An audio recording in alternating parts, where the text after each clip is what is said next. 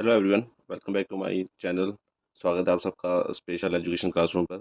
आज हम डिस्कस करेंगे कि स्पेशल बिहार के अंदर जो स्पेशल टीचर के लिए जो एलिजिबिलिटी टेस्ट हुआ था उसके बारे में क्या प्रोसीजर चल रहा है आगे, और आगे अभी कितना और समय लगेगा। देखो, फर्स्टली अगर मैं बताऊं तो जो ये एग्ज़ाम हुआ था BSTT का, Bihar state special teacher eligibility test, ये इस टेस्ट को इस टेस्ट को BSEB ने कराया था, बिहार स्कूल एजुकेशन बोर्ड ने। जो भी टेट एग्जाम होते हैं वो स्टेट एग्जाम होते हैं, वो स्टेट बोर्ड मतलब स्कूल BSEB कराता है। जो भी एक एलिजिबिलिटी टेस्ट होता है वो BSEB कराता है टीचर से रिलेटेड। जैसे हम सेंट्रल में CTET कौन कराता है, CBSE कराता है।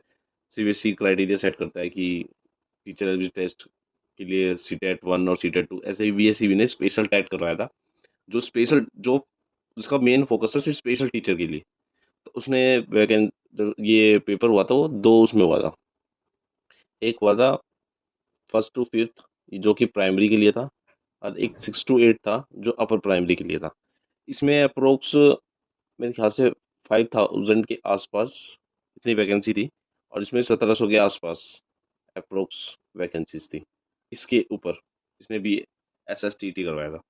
अब ये फरवरी में एग्ज़ाम हुआ था। अब इसके बाद इसमें जो बच्चे जिन्होंने एग्ज़ाम फॉर्म फिल किया, फिर इन्होंने एग्ज़ाम दिया, फिर इन्होंने जब जब इसका रिजल्ट आया था BSSTT का, तो BSEB ने CRR नंबर, एक सर्टिफिकेट होता है जो RCI इशू करता है।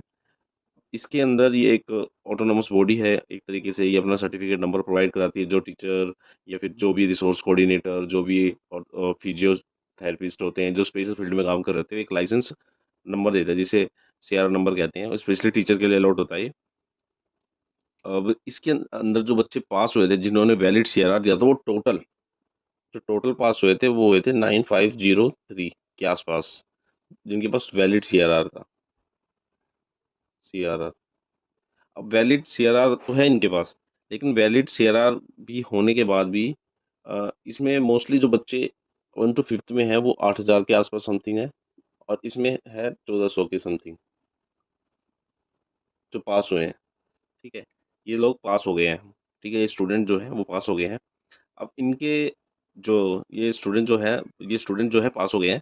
अब जब ये BSSTT आया था, एक एलिजिबिलिटी टेस्ट है, तो इसमें लिखा होता है ये एक तरह की पात्रता टेस्ट है। ये इसके ऊपर मतलब इसको ये एक आधार है कि स्पेशल एजुकेशन फील्ड में टीचर की बहाली करनी है, फिर उसको मतलब रिक्रूटमेंट के लिए BSTT होना चाहिए स्पेशल टीचर के पास। लेकिन इसी के बेस पर सेकंड पेपर होना था।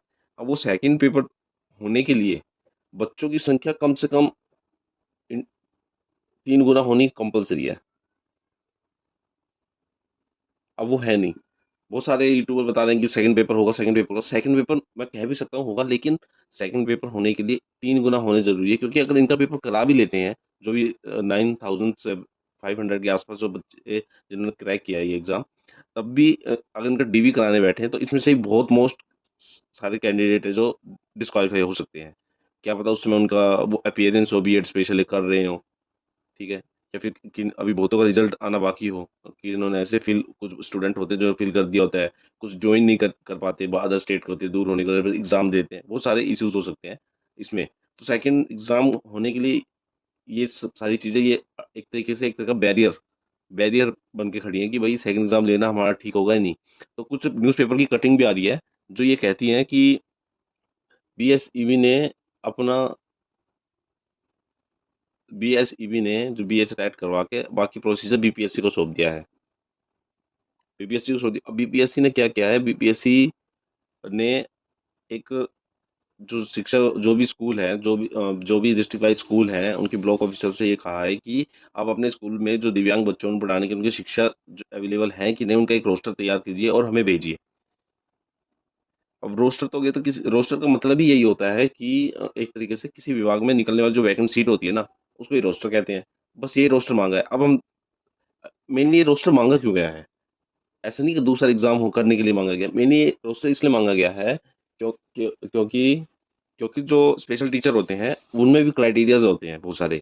कुछ क्राइटेरिया स्पेशल स्पेशलिटी होती है जो, वो कभी कभी होती है कि किसी ने कोई टीचर जो स्पेशलिटी होती है, वो जो टीचर जैसे आपने कोई भी स्पेशल B.Ed किया है या फिर D.LED किया है, तो आपने क्या वो हियरिंग इम्पेयरमेंट्स में कर रखा है, या फिर विजुअल इम्पेयरमेंट्स में कर रखा है, या आईडी में कर रखा है, जैसे मेंटल रिटार्डेशन हो गया, या फिर एसएलडी में कर रहा है, स्पेशल लर्निंग डिसेबिलिटी हो गया, या फिर सीपी, सेरेब्रल पॉल्सी। इसी के अकॉर्डिंग फिर ये क्राइटेरिया सेट करना होता है कि भाई रोस्टर मांगा जा रहा है कि किन किन बच्चों, मतलब उसी के अकॉर्डिंग ही टीचर वैकेंसीज को डिस्ट्रीब्यूट कर देंगे। फिर उसके अकॉर्डिंग ही एकेडमिक्स हो सके तो अगर पेपर नहीं कराना होगा, मोस्टली वैसे चांस लग नहीं रहा है कि पेपर एग्जाम हो, लेकिन अगर उन्हें इस तरीके से अगर रोस्टर मांग कर, अगर उन्होंने रोस्टर मांगा है, न्यूज़पेपर की कटिंग भी है, दो न्यूज़पेपर की कटिंग में कंफ्यूजन भी है, क्लियरेंस है, उसकी क्लियरेंस के लिए बीपीएससी ने, ताकि वो अच्छे तरीके से बिना किसी फ्रॉड के वो भर्ती कर सके स्टूडेंट को, स्पेशल टीचर को। तो बस इतना ही बताना था आपको कि किसी भी तरीके का टेंशन लेने की ज़रूरत है नहीं किसी को भी। बीपीएससी जानती है कैसे प्रोसीजर होना है। अगर एग्ज़ाम होना भी होगा, वो भी आपको एग्ज़ाम देना है, आप कुछ नहीं कर सकते इसमें भी। बस आप एक पॉजिटिव होता है कि एग्ज़ाम नहीं होगा, आप सीधा शायद जॉब मिल जाए इसके अकॉर्डिंग। Thank you. बस इतना ही आपको बताना था। अगर आगे कुछ नई इन्फॉर्मेशन मिलती है तो आपके साथ शेयर करेंगे। तो वीडियो अच्छी लगी तो चैनल को सब्सक्राइब कर दीजिए, बेल आइकन प्रेस कर दीजिए, और वीडियो को लाइक कर दिया, ज़्यादा से ज़्यादा शेयर कर दीजिए जो आपके आसपास जो जिन्होंने एग्ज़ाम दिया है बीएसटीटी का। Thank you.